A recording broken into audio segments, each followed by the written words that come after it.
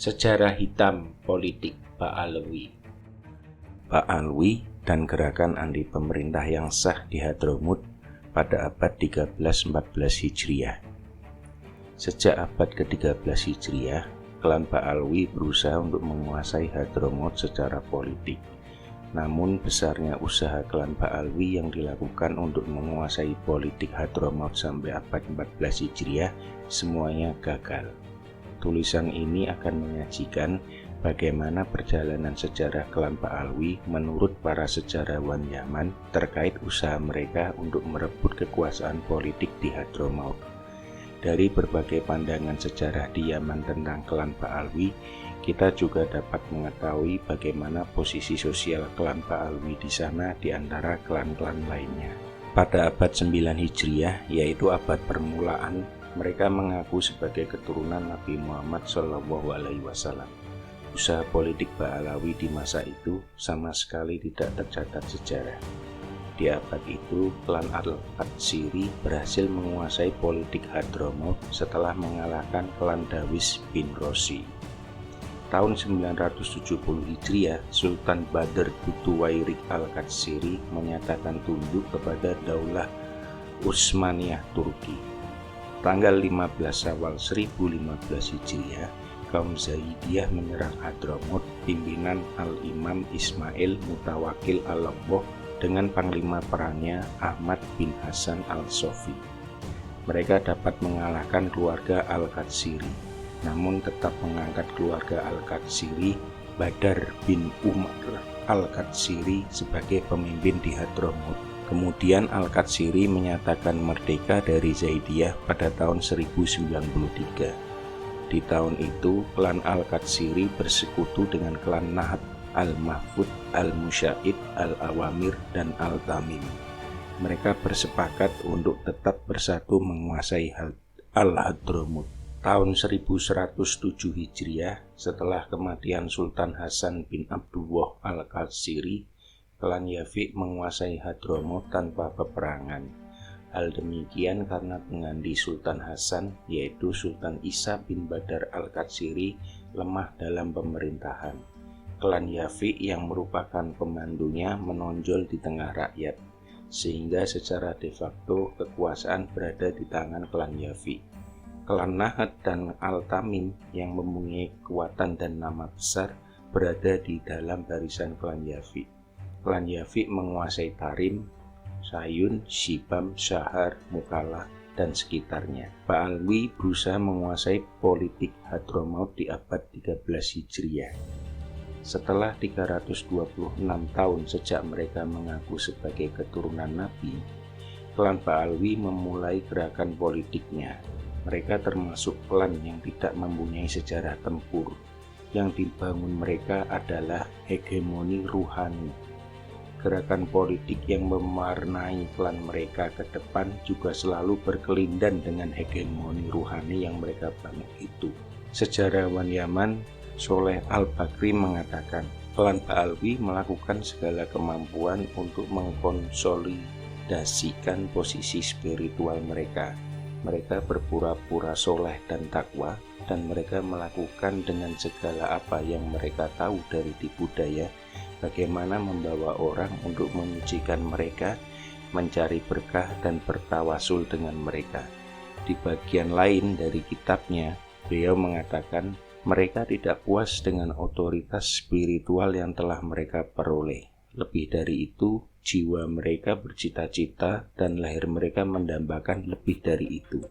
Mereka bercita-cita menjadi raja, sehingga mereka bermain politik dalam beberapa peran-peran penting. Usaha pertama klan Ba'alawi untuk mendapatkan kedudukan politik dimulai pada tahun 1221 Hijriah. Sejarawan Karomah Mubarak Ba'Mu'min dalam bukunya menyebutkan bahwa keluarga Ba'alawi pada tahun tersebut ingin merebut kekuasaan dari klan Yafiq dengan mendirikan dinasti Ba'alawi. Usaha itu diimplementasikan dengan dikumpulkannya dana dari klan Ba'alawi dengan mengangkat Thohir Husain Ba'alawi sebagai pemimpin dengan gelar Nasiruddin dan menjadikan Tarim sebagai ibu kota. Namun gerakan makar itu dapat ditumpas.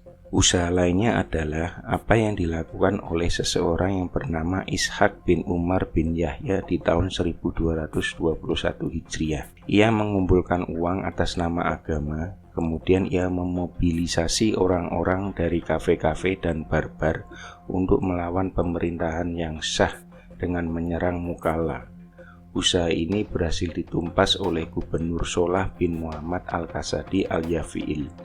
Orang-orang yang dimobilisasinya itu kebanyakan tewas, namun ia melarikan diri dengan perahu. Ketika klan Yafi' menguasai Hadramaut, klan Al-Qatsiri terus berusaha merebut kekuasaan yang dulu dipegangnya. Klan Ba'alwi yang gagal merebut kekuasaan atas nama klannya, kini berusaha menguasai politik atas nama klan lain. Mereka memainkan peran politik ganda, mereka mendukung Al-Qatsiri di suatu waktu, di waktu yang lain mereka menjalin hubungan juga dengan klan Al-Yafi'. Ketika Tarim dipimpin oleh Abdul Qawi bin Abdullah Garamah Al-Yafi'il, tokoh-tokoh Ba'alwi mendukung tokoh Al-Qatsiri yang bernama Abud bin Salim Al-Qatsiri untuk memberontak.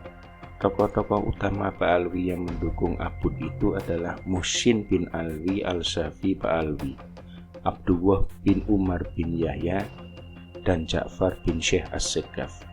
Walaupun mereka mendukung pemberontakan Abud Al-Qatsiri kepada Yafi', tapi mereka tetap sering sowan mendatangi istana Amir Tarim dari keluarga Yafi' dan memperlihatkan persahabatan. Sejarawan Solah Al-Bakri mengungkapkan bahwa Amir Tamir memuliakan mereka dengan semestinya tanpa menyadari bahwa yang sowan kepadanya itu adalah musuh dalam bentuk sahabat, serigala dalam rupa kambing. Usaha merebut kekuasaan yang selalu gagal tidak menjadikan keluarga Ba'alwi berhenti. Mereka memberikan bantuan kepada para pemberontak untuk memerangi pemerintah yang syah yang berasal dari klan Yafi'. Bersama dengan itu, mereka mempengaruhi penguasa lokal untuk kepentingan mereka. Jika kepentingan mereka terabaikan, maka tidak segan mereka menggerakkan masyah dari kabilah-kabilah yang ada agar masuk ke dalam konflik mereka. Usaha lain yang dilakukan klan Ba'alwi untuk merebut kekuasaan politik adalah dengan mendirikan lembaga swadaya masyarakat. Pada tahun 1343 Hijriah, Tarim dikuasai oleh klan Al-Qatsiri kembali. Untuk dapat membangun otoritas politik, klan Ba'alwi dari Al-Kahf membuat semacam LSM yang diberi nama Jam'iyatul Haq. LSM ini dijadikan klan Al-Kahf Ba'alwi sebagai instrumen untuk masuk ke dalam lingkungan politik Tarim. Amir Tarim, Muslim bin Khalid Al-Qatsiri didekati. Dengan berbagai cara, akhirnya klan Al-Kahf Ba'alwi dengan LSM-nya tersebut dapat memengaruhi kebijakan Amir Tarim. Pada 10 Jumadil Ula, Amir Tarim, Muslim bin Khalid Al-Qatsiri wafat. Ia digantikan oleh Salim bin Abud bin Mutlik Al-Qatsiri. Dominasi klan Ba'alwi semakin menonjol semenjak wafatnya Muslim Al-Qatsiri. Pemerintahan Salim Al-Qatsiri hanya sebatas nama. Pelaksana segala proyek kebijakan adalah LSM Ba'alwi tersebut. Pajak daerah pun diatur dan dilaksanakan oleh klan Al-Kahf Ba'alwi. Akhirnya keadaan tersebut menimbulkan gejolak rakyat dan kerusuhan. Rakyat Tarim melapor kepada klan Al-Qu'aiti dari Bani Yafi' untuk menertibkan keadaan sehingga kemudian keadaan kembali menjadi kondusif. Pada tahun 1346 Hijriah, dua keluarga besar di Hadramaut, Al-Yafi' dan Al-Qatsiri mengadakan perjanjian perdamaian. Dua keluarga paling berpengaruh dalam politik Hadramaut ini sepakat untuk memerintah bersama dalam membangun Hadramaut. Keluarga Al-Yafi' diwakili oleh Amir Soleh bin Khalid Al-Qu'aiti, sedangkan dari Al-Qatsiri diwakili oleh dua pimpinan klan Al-Abdullah Al-Qatsiri. Berita perdamaian itu dibawa oleh Syekh Al-Sasi ke Singapura dan Jawa untuk mengabarkan kepada penduduk Hadramaut yang tinggal di perantauan. Ia mampir di Singapura di rumah seorang Ba'alwi dari marga Al-Kahf. Dari sana ia membentuk panitia muktamar warga Hadramaut yang tinggal di Singapura dan Jawa. Muktamar itu akan dilaksanakan di Singapura. Ketika undangan muktamar dikirimkan kepada warga Hadramaut yang ada di Jawa, keluarga Al-Yafi di Jawa tidak mau menghadiri muktamar di Singapura itu. Mereka curiga bahwa muktamar itu dipengaruhi oleh klan Pak Alwi. Alasan itu masuk akal karena pembawa undangan itu berasal dari keluarga Pak Alwi. Muktamar itu tetap dilaksanakan pada tanggal 25 Syawal 1346, bertepatan dengan 17 April 1928. Muktamar itu dipimpin oleh Ibrahim As-Sekaf dan dianggotai mayoritas keluarga Pak Alwi. Salah satu poin muktamar itu adalah bahwa untuk menunjang ekonomi Hadramaut harus dibentuk sebuah BUMN yang diketuai oleh orang yang berpengalaman dalam dunia perdagangan.